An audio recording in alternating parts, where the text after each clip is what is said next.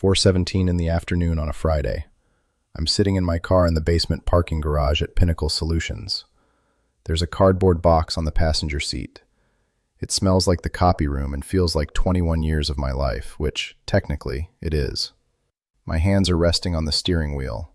I haven't started the engine. I haven't turned the key. I'm just sitting here, looking at that box, and I'm trying to process something my brain doesn't quite want to process yet. You know that feeling when something happens so fast, so cleanly, that your mind almost refuses to accept it as real? Like you're watching it happen to somebody else? That's where I was. 45 minutes earlier, I was on the third floor, heading into Brandon Cole's office, thinking I'd probably be talked to about the Monday launch. Instead, Derek Walsh was sitting in the corner. Brandon slid a termination notice across the desk, effective immediately. And when I asked what about the launch, he smiled, actually smiled, and told me it was already been handled. I didn't cry, I didn't yell. I just listened to Brandon explain that the company needed agility now, not legacy thinking. That nothing personal, the board would appreciate the efficiency.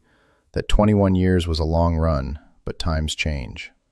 I walked back to my desk while people pretended not to watch.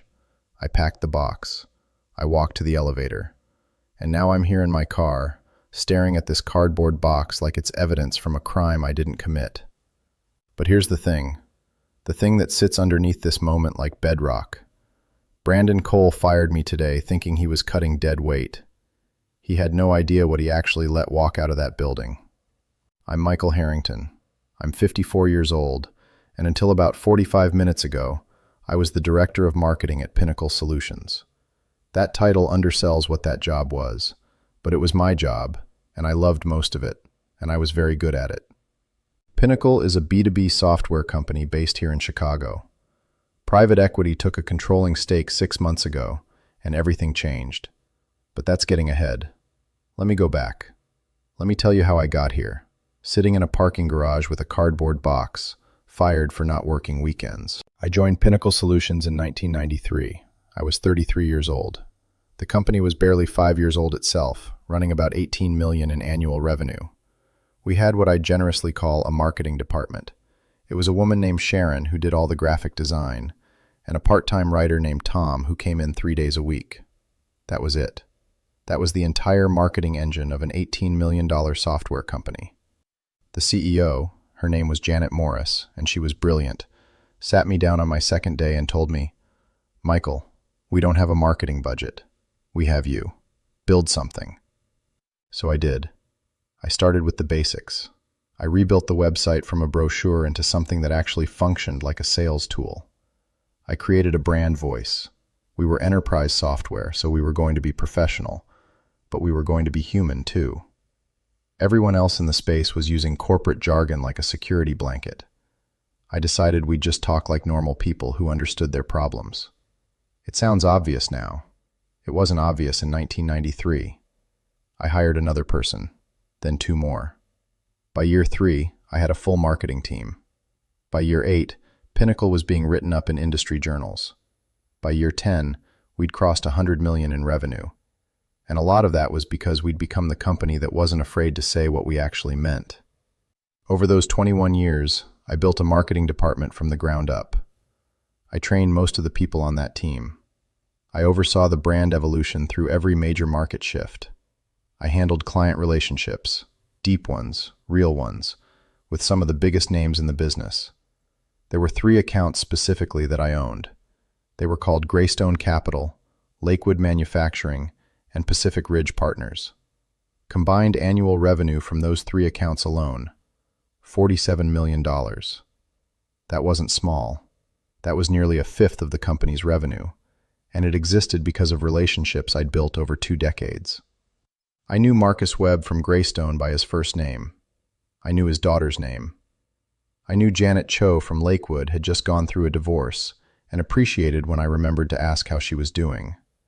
I knew Ray Torrance from Pacific Ridge had a weird sense of humor, and that he appreciated when I'd send him a New Yorker article I thought he'd laugh at. Those weren't client relationships. Those were friendships. That was loyalty. That was the kind of thing that made companies stick with you, even when the market got competitive. By year 15, Pinnacle had crossed $200 million in revenue. We had offices in 3 cities. I had built a marketing team of 14 people, and we were driving the demand generation strategy for the entire company. I was reporting directly to the CEO. I was in board meetings. I was the person who understood the brand, the market, the clients, and the company's narrative. When Pinnacle needed to look like it was growing, I made sure everyone knew it. When we needed to look stable and trustworthy, I made sure we looked like the most stable, trustworthy company in the space. 21 years is a long time. It's more than a third of my life.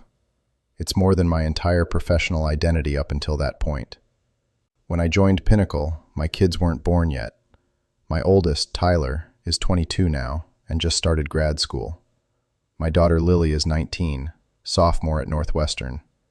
My wife Karen is an elementary school teacher.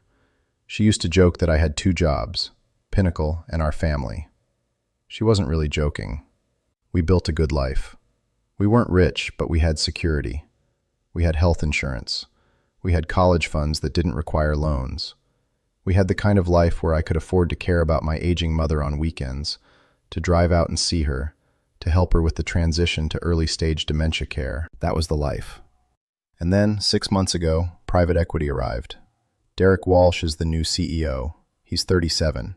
He was a consultant somewhere, I think McKinsey, maybe Boston Consulting Group, one of those places where they teach you that every problem can be solved with the right spreadsheet and enough confidence. He arrived with the energy of someone who'd read every business book in the last 5 years and couldn't wait to apply them.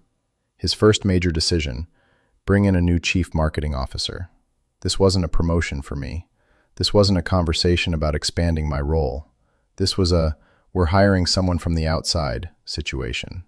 Someone younger. Someone with an MBA from Wharton. Someone named Brandon Cole. Brandon Cole is 31 years old. Before Pinnacle, he was a junior strategist at a digital agency in New York. Junior strategist, that was his level.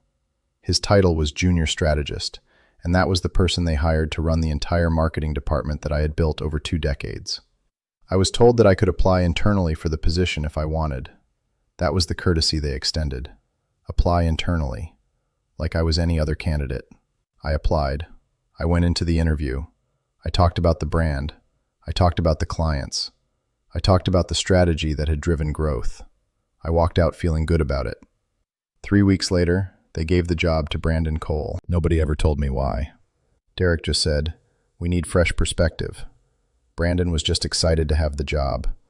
And I made a decision in that moment that probably saved my life, though I didn't know it at the time. I made a decision to swallow it, keep my head down, and do my job. I was still the director of marketing. I still had responsibilities. I still had the client relationships. I still had the institutional knowledge. And honestly, I thought maybe it would work. Maybe Brandon would bring something useful. Maybe I was being stubborn about not having gotten the job. Maybe fresh perspective was exactly what Pinnacle needed. I was wrong, but it took a few weeks to understand just how wrong I was. Brandon arrived with energy and absolutely zero interest in understanding how things worked before he showed up. He did what consultants do. He said words like agile marketing frameworks and growth hacking and digital-first transformation. He didn't ask me about the big 3 clients, didn't ask how the brand had developed, didn't ask what had worked for 21 years. He just started restructuring. He started replacing senior people on my team with younger hires at lower salaries. Some of those people I'd trained myself. Some of them had been with the company for a decade. Suddenly they were gone, and I was watching it happen and trying to figure out how to do my job when the job kept changing shape. But I adapted. That's what you do when you're trying to keep your head down. You adapt. You work late. You try to make the new strategy work even though you don't entirely believe in it. You show up and do the thing. 3 weeks ago, though, Brandon introduced what he called a culture of commitment. It was a new policy. Marketing leaders, and this meant me, were required to be available on weekends. Saturday, 9 in the morning to 1 in the afternoon, in the office. Sunday, always on Slack, ready to respond. Always available. Culture of commitment. That was his phrase. I tried to explain to Brandon privately that I had a situation. My mother was aging. She was showing early signs of dementia.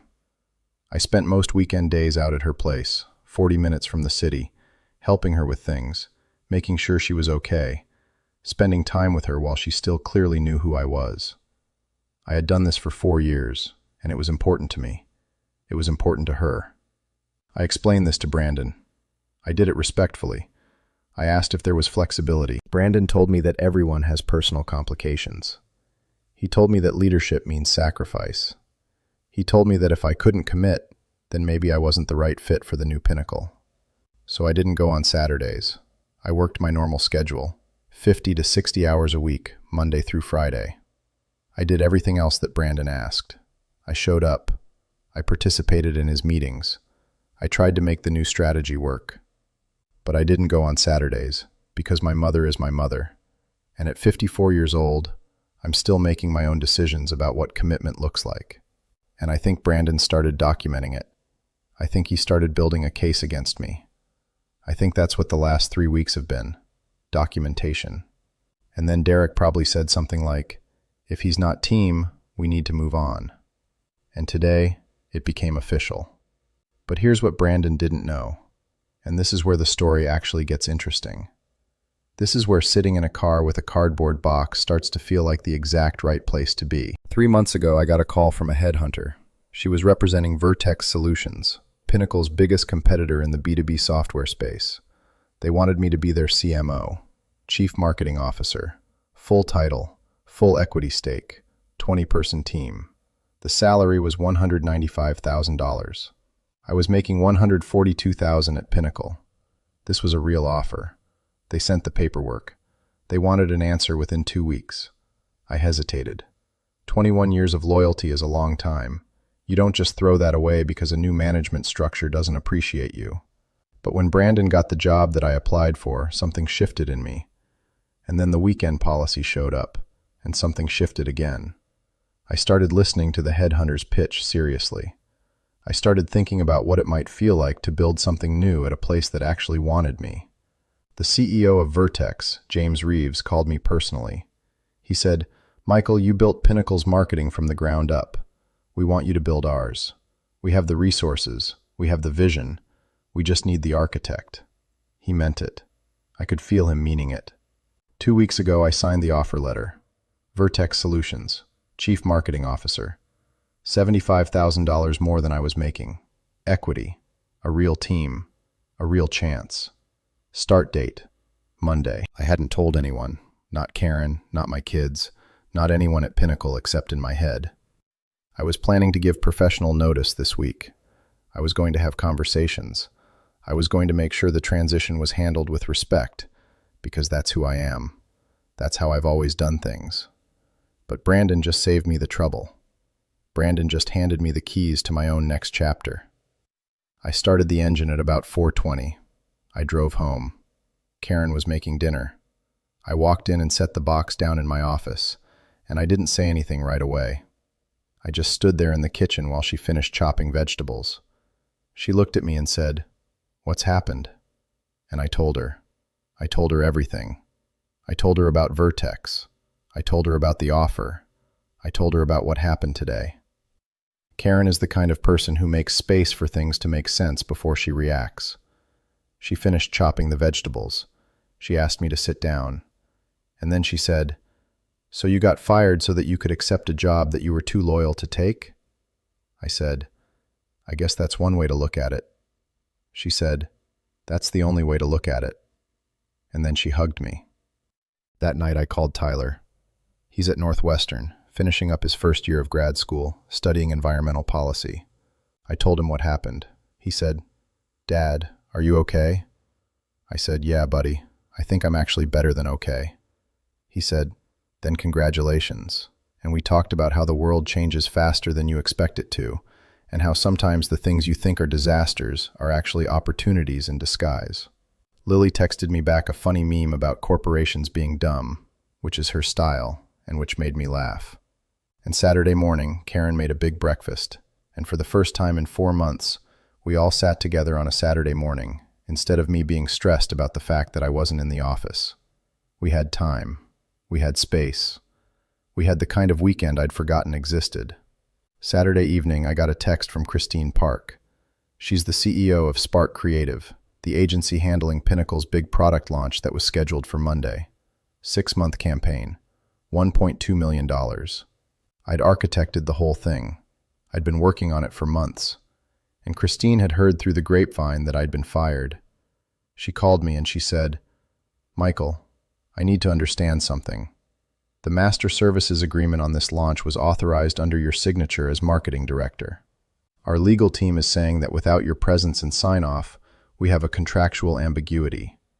I'm going to have to put everything on hold Monday morning until we get clarity from whoever your replacement is." I told her to do what she needed to do legally. I told her that I just started a new job at Vertex. And then there was this pause where you could feel her understanding dawn on her, and she said, "Interesting." I said, "Yeah, interesting." Sunday afternoon I got calls, 3 of them. Marcus Webb from Greystone Capital called first. "Michael, I heard what happened. I want you to know we signed a 3-year renewal 2 months ago, specifically because Derek told us you'd be the primary relationship manager for the entire term. If that's changed, we need to reassess." I thanked him. I was professional. I told him to do what was best for his business. An hour later, Janet Cho from Lakewood Manufacturing texted me, "Call me when you can. We need to talk about our account." And then Sunday evening, Ray Torrance from Pacific Ridge Partners called. He sounded furious. "Michael, I just found out from my assistant that you got fired. You are our relationship with Pinnacle. You're the reason we stay. I'm calling Derek Walsh first thing Monday." I didn't tell any of them what to do. I didn't strategize or conspire. I just let them know what had happened. And I understood, in that moment, what Brandon Cole didn't understand when he slid that termination notice across his desk. He was firing the relationship. He was firing the trust. He was firing the $47 million in annual revenue that walked out the door because it was connected to me, not to Pinnacle Solutions. Monday morning came, and I set my alarm for 6:30. Vertex Solutions headquarters is downtown, right on the lake. Beautiful building.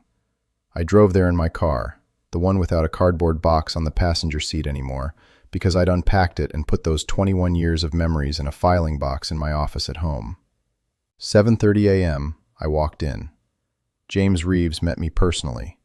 He took me to my new office. It has a view of Lake Michigan. And he told me that the marketing team was assembled and ready to meet me. 20 people. Fresh start. Real opportunity. And while I was being introduced to my new team, while I was learning names and understanding structure and starting to think about strategy, the world at Pinnacle Solutions was coming apart. Sarah Chen was still there. She'd been on my team for 8 years. She texted me throughout the morning because she understood what was happening and she wanted me to know. 8:15. Christine from Spark Creative called Brandon. The launch is on hold. Brandon is losing his mind. 9:30. Greystone Capital called Derek directly. They're requesting an account review. 10:45. Lakewood just sent a formal email. They want to speak with Derek today.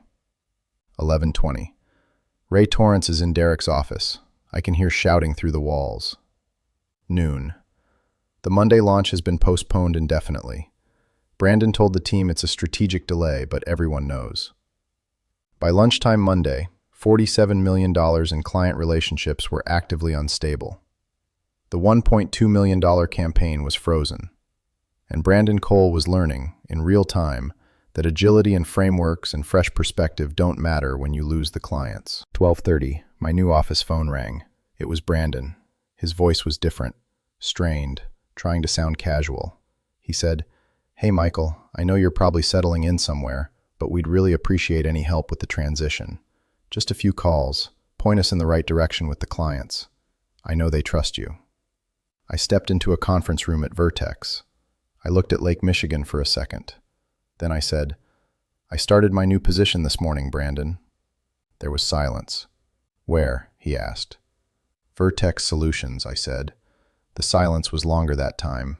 Then, "I can offer you a consultant rate, substantial, and we could revisit the—" I said, "Brandon, I appreciate the call. I don't think this is the right fit anymore." And I hung up. 3 o'clock that afternoon, a different call came through. Derek Walsh. His voice was completely different from the silent observer in the firing meeting. He said, "Michael, I owe you an apology. This was handled badly. I'd like to discuss options. VP of Marketing, significant compensation increase. We can make the weekend policy flexible, whatever you need." I listened to the whole thing. When he finished, I said, "Derek, 24 hours ago I was dead weight according to your new CMO. Today, I'm the answer to your problems. I think that tells you everything about the decision-making." I thanked him for the call. I wished Pinnacle well, and I meant it. 3 weeks after that Friday in the parking garage, Greystone Capital moved their account. Marcus Webb didn't ask for special treatment. He didn't ask me to poach the relationship. He just said that a change in leadership had made him uncomfortable with Pinnacle as a vendor, and he'd like to transition to Vertex instead. 6 weeks after Friday, Lakewood Manufacturing followed. Janet Cho sent me a really kind note saying that she appreciated the 20 years of work and that she was looking forward to working together in this new chapter. 8 weeks after Friday, Brandon Cole was let go. The official language was due to strategic restructuring, but the reality was that he'd lost the big clients and botched the launch. When the Monday campaign finally happened, weeks late, it landed with almost no impact. I saw internal emails later. Sarah forwarded them, and the board was furious.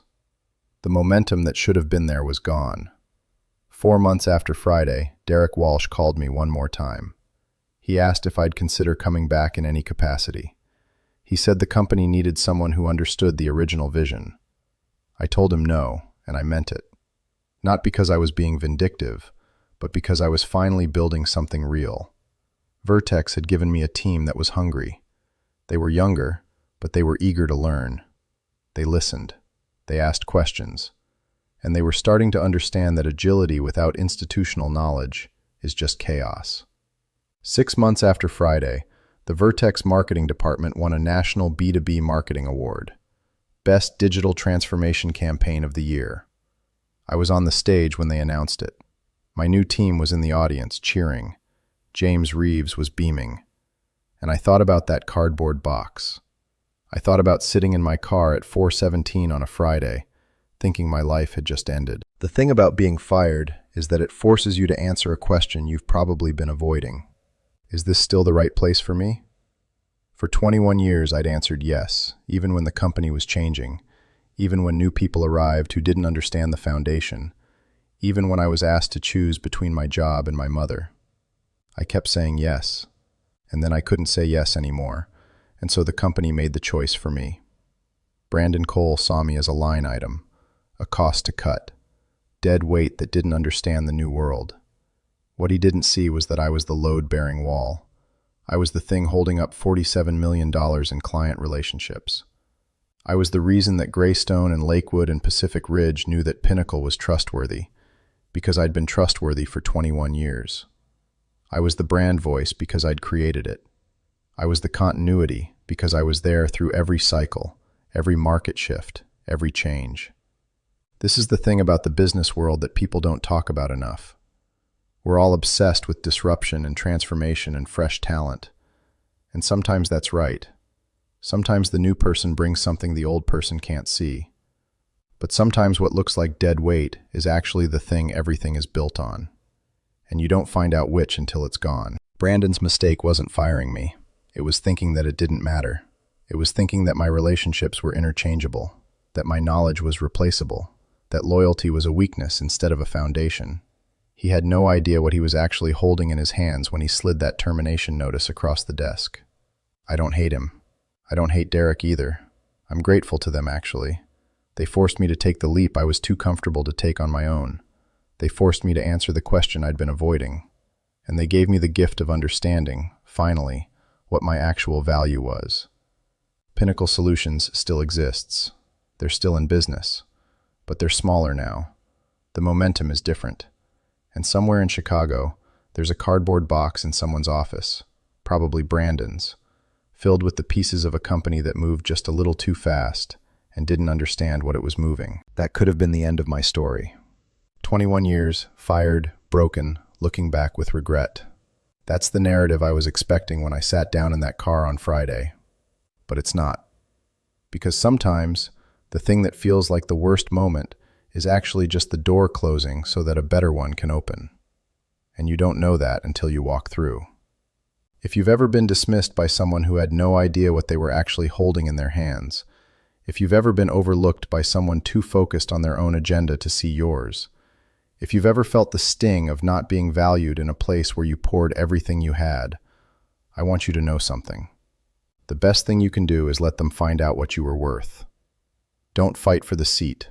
Don't beg to stay. Don't compromise who you are trying to convince someone else of your value. Just let them watch you succeed somewhere else. And when Marcus Webb calls Derek Walsh to say he's moving his account, when the launch goes sideways, when the new person can't figure out why everything is harder than they thought, that moment isn't about revenge. It's about clarity. It's about the world confirming what you actually knew all along. And it's about being somewhere new, building something real, with people who get it. I'm grateful I sat in that car for a few minutes. I'm grateful for the silence, because it gave me time to understand what was really happening. And when I turned the key and drove out of that parking garage, I wasn't driving away from something. I was driving towards something. And that made all the difference.